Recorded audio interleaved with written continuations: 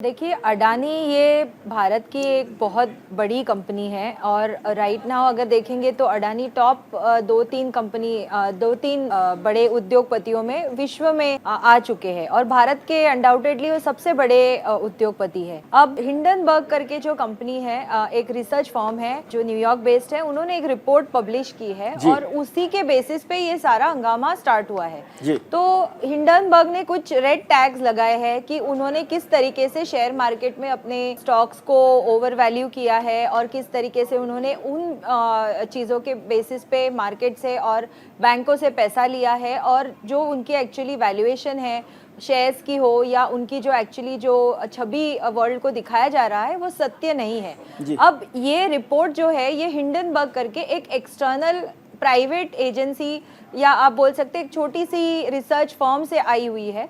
अब हम नहीं जानते हैं कि ये रिपोर्ट सत्य है या झूठा है, क्योंकि भारत क्या करता है कि भारत ने प्रावधान बनाए हैं जो भारत के सारे कंपनीज है, लिस्टेड कंपनीज है और सारे जो कंपनीज है वो कंपनीज एक्ट 1956 जो कि अमेंड किया गया था इनटू कंपनीज एक्ट 2013, उसके बेसिस पे हम देखते हैं। या और दूसरी बात है कि सेबी को एक रेगुलेटरी बॉडी को बनाया गया है जो इस चीज़ों को देखती है कि लिस्टिंग बराबर से हुई है क्या, डिस्क्लोजर्स प्रॉपर्ली हो रहे हैं क्या। तो ये ऐसे कोई रेड फ्लैग्स अभी तक अडानी के बारे में सेबी ने ऐसे कोई रेड फ्लैग्स नहीं दिए हैं। तो आमतौर पे अगर आप देखोगे तो अडानी कंपनी कौन सी चीज़ों में काम करती है, एक है कि पावर जनरेशन, दूसरा है पोर्ट्स और एसईजेड, ऑयल में है, ग्रीन एनर्जी में है, एसीसी सीमेंट्स है, उसके पास इंफ्रास्ट्रक्चर प्रोजेक्ट्स है, अंबुजा सीमेंट्स है, एनडीटीवी जैसी मीडिया चैनल है। तो इनका जो पोर्टफोलियो है ये काफी हद तक एक सिक्योर्ड है, उनके पास एसेट्स है, उनके जो डेट्स है इस पे रेड टैग उठे हैं। लेकिन ये मैटर अभी इन्वेस्टिगेशन होना चाहिए कि क्या जो रेड टैग, आप इन्वेस्टिगेशन की जरूरत समझती हैं जो रेड टैग्स रखे गए हैं या खड़े किए गए सवाल?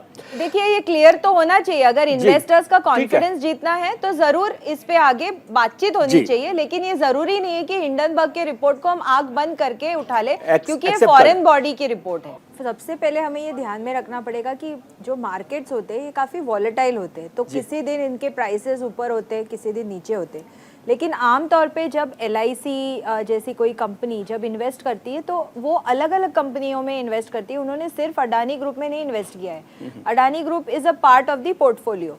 और जब ये डिसाइड करते हैं कि कहाँ पे इन्वेस्ट करना है तो कुछ फैक्टर्स लिए जाते हैं, जैसे earnings before interest, taxes, depreciation and amortisation. तो अगर आप देखेंगे तो अडानी ग्रुप का ये जो रिपोर्ट है इसमें कोई भी अभी तक खराबी नहीं है। सेकेंडली, उनके जो एसेट्स है क्या ये इनफ है। जब कोई SBI जैसी बैंक किसी को लोन देती है तो क्या वो एसेट्स चेक करती है, तो डेफिनेटली अडानी के पास आज के डेट में इंफ्रास्ट्रक्चर प्रोजेक्ट्स है और एसेट्स है। तो बिजनेस कंटिन्यूटी एक चीज़ है, कितनी एसेट्स इनके पास है। अगर आप ये सारी फैक्टर्स को चेक करोगे तो ये कोई बहुत रिस्की प्रोपोजिशन कल तक तो नहीं था। तो मुझे नहीं लगता है कि इसमें इतना पैनिक होने की ज़रूरत है, क्योंकि हिंडनबर्ग रिपोर्ट ने ये आज बोल दिया है। मैंने पहले भी कहा है कि इन्वेस्टिगेशन हमारे रेगुलेटरी बॉडीज ने करना चाहिए। जो भारतीय रेगुलेटरी बॉडीज है उन्होंने जरूर ये रेड टैग जो आए हैं उसको इन्वेस्टिगेट करना चाहिए। लेकिन जस्ट बिकॉज हिंडनबर्ग जैसी कोई ऑर्गेनाइजेशन आके बोल गई, एक बात समझना चाहता हूँ, रेगुलेटरी बॉडी का मतलब क्या होता है कि रेड टैग जब आए तब उनकी नींद खुलेगी, जागेंगे? जी नहीं, या वो खुद देखते रहते हैं कि भैया कुछ गलत तो नहीं हो रहा? जी नहीं, देखिए रेगुलेटरी बॉडी जो है इनका रोल है और as per Indian companies act और दूसरा एज पर जो सेबी है ये रेगुलेटरी बॉडी है। ये सेबी गाइडलाइंस होते हैं जिसमें कहा जाता है SEBI listing obligation and disclosures. और अगर आप जानते हैं तो अभी 2013 में कंपनीज एक्ट को अमेंड किया गया है। जो हमारा पुराना कंपनीज एक्ट है उसे अमेंड किया गया है और उसके हिसाब से जो रेगुलेटरी बॉडीज है उन लोगों ने देखना चाहिए कि डिस्क्लोजर्स ठीक से हुए हैं क्या, रिपोर्टिंग में ट्रांसपेरेंसी है क्या, कंप्लायंसेस हुए हैं क्या, इंडिपेंडेंट डायरेक्टर्स अपॉइंट किए गए हैं। तो ये सारा एक मैकेनिज्म है जो कि मिनिस्ट्री ऑफ कॉर्पोरेट अफेयर्स ने इंट्रोड्यूस किया है सिस्टम में। और अभी तक अगर आप देखेंगे तो कुछ फैक्टर्स होते हैं, जैसे हेल्दी,